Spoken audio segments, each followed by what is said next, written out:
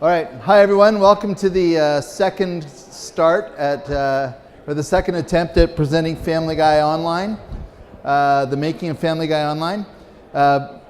Those of you at the keynote, you heard how important analytics were. Well, we realized that our audience wasn't listening because the keynote ran late, everyone was eating, so we stopped and reset. So that was some real-time stuff going on right there.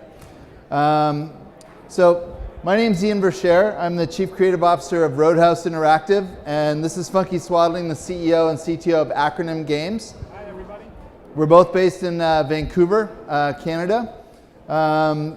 Roadhouse, I founded Roadhouse in about 2009 because I wanted to make games the way movies are made. I got tired of having development studios and run rate and all that stuff. So I co-founded Radical. I'm ex-EA. I've been in and out of EA several times, I think 4 times over my 20-year career in the games industry. Made some really good games and made some bad ones and learned a lot from the bad ones. And the bad ones were occasionally licensed products. So we wanted to change the model a little bit. So yeah, we make games the way movies are made. We find the right teams, developers, artists, musicians, producers, put them together for a given project. Now the nice thing about that is if you've got a developer and your whole skill set is around making racing games, and then a licensed product comes along, like say for example Charlie and the Chocolate Factory, and the concept is, well, they're racing down the chocolate river. Or if you're like a shooter company and then your concept is, yeah, they stole your chocolate and now it's payback time. I don't know if that's really the best way to make a Charlie and the Chocolate Factory game. So we put together the right teams for the right project. So I want to also say that Family Guy Online is a very different business model. It's not a licensed game. We're building it for Fox. I went to Fox and explained to them how the licensing models are working and how they not worked. And so this is actually an extension of the studio. We're actually building it for them. What that means is there's a whole different level of access. We're working directly with the writers from the show, the talent. It's an extension of Family Guy into the online space. It's a really important distinction to make because, of course, when you put up $2 million to buy the rights to make a game, your first interest is not in protecting the brand, it's in getting your $2 million back. And so this is money that's better spent on the development of the product. So that's an important thing to say up front. So we chose Acronym Games as our lead development partner. I've been working in Unity for a while. Maybe that's a bit the heck is that's that? a bit green. That is not our normal color. Don't have the chicken. Sorry. We chose Acronym. Okay, I'll just keep going. Yeah. That side's that's blue screen of death over there. So, I'm sorry. I wasn't. This tech guy. Kick the cables. Now it's not working there. See, this has the clapper, so I shouldn't have gone like that. That's why we're changing slides. Okay, so I've been working in Unity before on a couple of projects. I love the fact that I could rapidly prototype and get stuff up and running. And it's not totally fair to say I had to convince these guys to use it, but we love Unity. No, of course they do. But at the same time, you know, when you're a developer and you've got investment in your own technology, you got to take a long, hard look when some ex-EA exec comes by and says, "Look at this." But to their credit, they did, and Unity's made things a lot easier. We built a Family Guy prototype in 7 days and captured the deal. Basically, we went in there with this is Jesse and Murray. He runs art, and Jesse co-runs technology in the company. But what was really interesting was we knew up in advance that Fox was going to want to know what is it going to look like in 3D. So we took the classic opening opening sequence of the Griffin's house. It was in the PowerPoint slide. It was live, running on the web in Unity. They didn't know that, of course. And when that inevitable question came up, what's it look like in 3D? I just rolled the mouse and we did this beautiful 3D rotation of the show. The other thing too is our ability to iterate quickly. I didn't mention this in the first talk, but while I was down in LA, we found out that Britney Spears was staying at the Four Seasons Hotel, was having an episode of some kind. She was upstairs coming down and bugging the concierges for copies of Family Guy on DVD and was talking in Stewie's voice. So this was like, wow, this is great. So within 24 hours, we actually had built a Britney Spears model, put it in the game, updated it, and then published that to the web. So that kind of fast, rapid iteration is really, really cool. So anyway, I will, so we should shout out to David and Tony.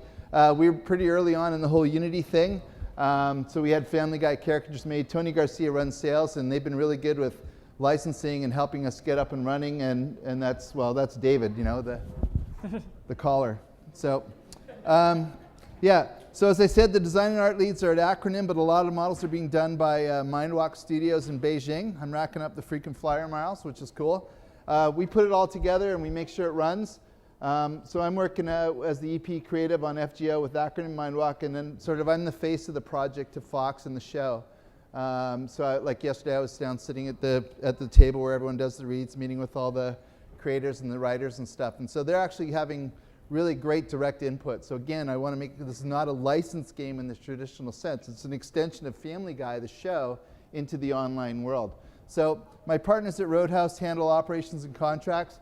James Hursthouse, who's very, very, very particular about what band got on his shirt. He's our CEO. Some of you may know him from OGSI and early versions of Nexon in Japan. And Tarney Williams just rejoined us from EA. I think it's probably his 4th or 5th time in and out of that organization. He was running Company of Heroes and was the general manager of Relic and stuff. So he's with us now. So he handles contracts and fancy stuff. So again, the game itself, Family Guy Online, for fans of the TV show, free to play. We're going to have premium models like subscription. There'll be some ad stuff, of course. We're calling it a mid-core game, somewhere between watering plants and blowing up aliens. Is this happy space? We're calling it an MMLOL. No? I asked earlier, some people gave me the thumbs up. So massively multiplayer, laugh out loud. Has to be funny, it's got to be good. The character creator is currently live at familyguyonline.com. Feel free to go up there and make yourself a character, post it up to Facebook. We've started our closed betas, and it's going great. It's a lot of fun. And I'll get out of the way here and stop the exec talk and leave it to the tech guy to explain how we're getting it done. Thank you.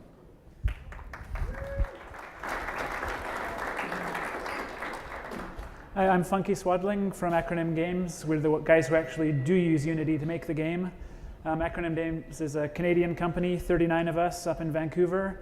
My business partner Jesse and I set it up in 2004 to make small, fun games, and that didn't really work because now we're making large, free-to-play games. 2 titles for Roadhouse, Family Guy Online, and something not yet allowed to tell you about. Our most recent game was Zombie Cooking. That was our first Unity game on iOS. And Wipeout for the TV show Wipeout, not the hovercraft game, for Wii. And some basketball, and then some really old PSN and Xbox Live Arcade games, Rocket Men. What I'm going to talk to you about today is all the stuff that we've learned in the last year or so that we've been working on Family Guy and Unity. A lot of the stuff Unity has also realized is good stuff to change. So some of the Unity 3.5 stuff with the Perforce integrations and the text-based scene files, that's kind of stuff that I kind of wish we'd started this project now and not a year ago, because we've had to live without. But talk about the systems and methods that we'd had to use to change Unity and to make an MMO game for us. A lot of people talk about these are the best practices, this is the only way to make an MMO. I'm not sure that ours are best, but these are the awesome practices that we really liked and would never do any differently. So feel free to use them. I think there are a bunch of really good ideas that we came up with. Some of the highlights we're going to be talking about is how our client server's put together, the way we built our project. I was going to talk about Perforce integration. No need anymore. Unity swears they've got it sorted for 3.5. Socket server we use, Photon by Exit Games. The way we put our network packets together. The way we have multiple instances overlapping in our game design, a couple of cute tricks, streaming world, GUI, art, and I'll end up with a demonstration of our character creator and talk a little bit about how we made that. Okay, so that's a lot of different stuff to talk about, so everyone's going to be a little bit unhappy and bored during part of this, but please pay attention. There are some cool things in there for you. Yes, you. One question that comes up is, are you allowed to use this stuff? Like, can we share this with you? No, we can't share. You can't have the source code. You can't have the libraries. But please make your own. The systems are pretty simple, pretty straightforward. Just go ahead and make them yourselves. That would be a really good idea. Okay, start off talking about Unity and our experience with Unity. We love Unity. You guys all probably love Unity too, because you don't pay $400 to show up here if you hate Unity. We like the web. We like the cross-platformness because our game wants to run on PC and Mac. We like the pricing. We like C#, where most of us are a bunch of old school console developers, so not really Java guys. C# is as close to C++ as we could find. It works with Perforce, it works with Maya. We're happy with the set of tools that let us continue developing in the way that we like to develop. So for Family Guy Online, we're building our client and server out of one project. That is to say that our servers, the business logic, some people call it, of our servers are running as Unity executables generated from the same project as the client web player. So our single project creates the web player, all the data that is used by the web player, all the stuff that's streamed in, and the Windows executables that actually the game simulation happens on, all from one project. Why would we do that? Well, make sure that you're in sync all the time, that your server and client always match because they're coming from the same project file. You can write your system one time in Unity. You don't have to write the Unity version of something and then your, I don't know, your .NET version for the servers separately. Our world editors can edit the world once in Unity. It automatically exports into the server format, so no duplication of work, no writing custom exporters. And then Unity is already a game engine. It's got collision and objects and the main loop, data importers, all the stuff that you could possibly need. A whole bunch of stuff we didn't really want to write ourselves, so we went with single Unity project. And we have, like I say, there's 39 people in the studio in a whole bunch of different roles. People want to use the game in different ways from each other. People creating art don't want to use the game in the same way that people writing server code or the testers want to use it. So in fact, there's many types of developers, most of whom don't care about the way other people use the game. To list some of them, we've got the content builders, the modelers, the animators, some world artists who don't actually care about the models or animations, they just want to put it all together properly. Game scripters who need to be able to test their work. We've got server programmers who don't care about the client. We've got client programmers who don't care about the server. And we've got testers and product owners who don't care about anything and just want the game to be good. So all these people have to work in the same project. So here's how we did it. Well, actually, first I'll talk about what different types we have. Content builder wants to see his work in Unity, doesn't care about servers, doesn't want to wait around for everything to be automatically built for him. He wants to iterate quickly. This sort of person uses a Unity world that we call the asset viewer that basically will automatically import any new asset, and you can test it out with different animations, different meshes combined together. This is a Unity world. I'll talk a little bit about what Unity world means to us. It's kind of halfway between a scene and a project. It's something neat that we're doing. World artists want to see the world put together.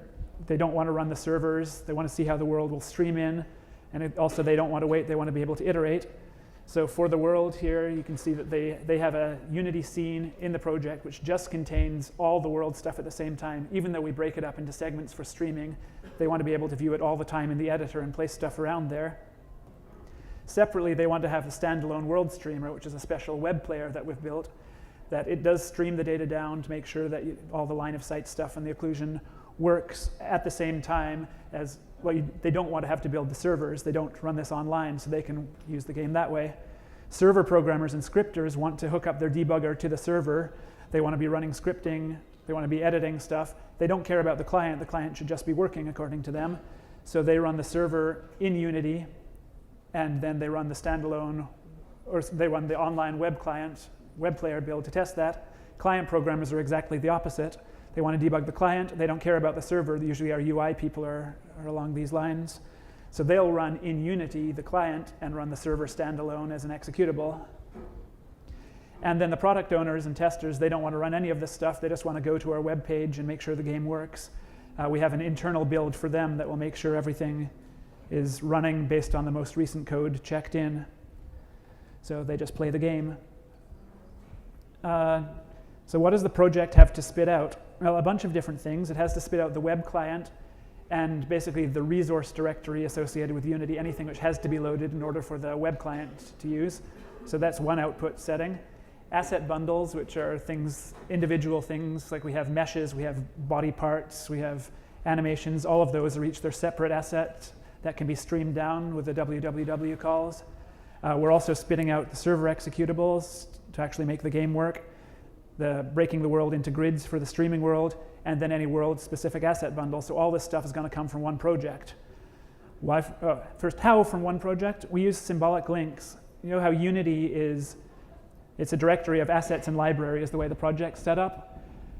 Well, we didn't want to have to load up our Unity project and then load all of these different worlds, the downtown, the Drunken Clam, suburbs. We didn't want to have to import all that stuff anytime somebody goes in. You only care about a small section of the world.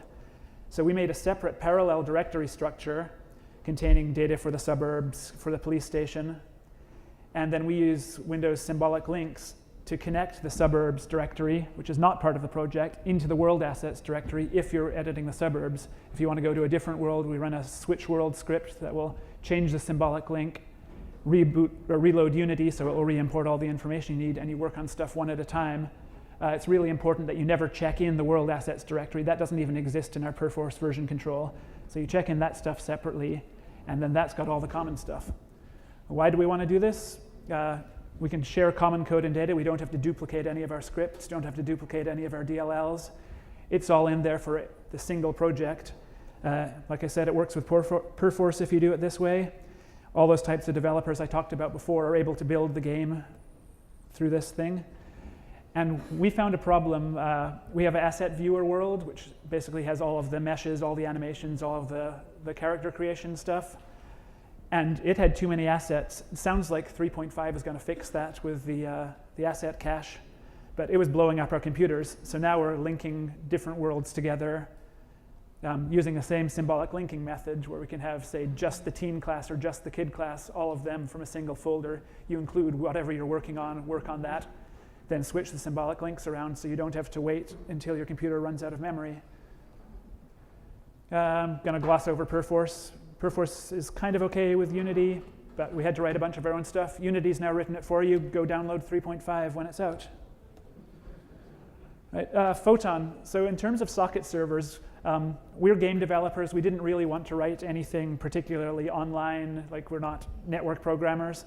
So we looked around at a bunch of the options out there to find a socket server for us, and we ended up using Photon by Exit Games. Christoph is here somewhere. Talk to him afterwards, and he'll let you know all about Photon, but we're using it as a socket server, so we connect our servers to this layer, and clients connect to this layer. All of our messaging goes through Photon. We like it because it's fast, it's scalable, it works. It's just a socket server, that's all we're using it for, so we don't have to include our game inside Photon. We're running our game in Unity. It's written in C and C++, so it's fast, but you can write your own extensions that we did in C#.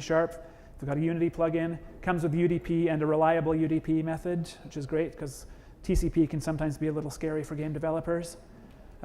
Yeah, we use it as a socket server only. Again, the game is written in Unity and the servers hook up to it. So we use Photon to basically turn our servers on, turn our servers off, and balance our clients amongst the different servers. Photon talks to the database. Our client never talks to the database, so all the stuff is done inside our data center. We started with the Photon project Lite, which is kind of like a chat room, and just modified that methodology to make it into an MMO. There's a bunch of different rooms, kind of like chat rooms. Each of our servers now has its own room, and we have a room in between them all that's the entry room. So when you first join the game, you go into the entry room. It works out which server you should be connecting to and automatically puts you in it. It talks to the database to figure out what the load is, what world you're supposed to be in, depending on what mission you're on. And then if you're going from one server to another, basically the server writes to the database where you're meant to go. It kicks you to the client, to the entry room. The entry room kicks you to the right server, so it's the same process. Photon does all the load balancing, so it looks at which servers need some more populations, which ones are configured in the right mode for your particular mission. And we have our servers automatically register with Photon. So basically you just double click on the exe if you're testing, and it will connect to Photon for you, build the room. We don't want to have everything manually configured for files. It just slows down testing way too much, so we automated that stuff. Photon 3, the release candidate's just out now, and it features photon-to-photon communication, so we're going to start using that for load balancing between different Photon instances. So we can run multiple Photons, and we'll be hooking up that with a database, so any server can talk to any Photon, Photon can talk to Photon, server can talk to server. It's going to be cool. Okay, you thought that last section was dry. There really is going to be some shiny stuff for art people, I promise. And now you all get a joke. And if you don't laugh at this joke, then you're really not going to like the next section because it's a networking joke.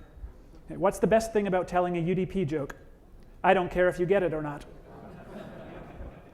What's the worst thing about telling a TCP joke? If you don't get it, I tell you slower and slower until you do.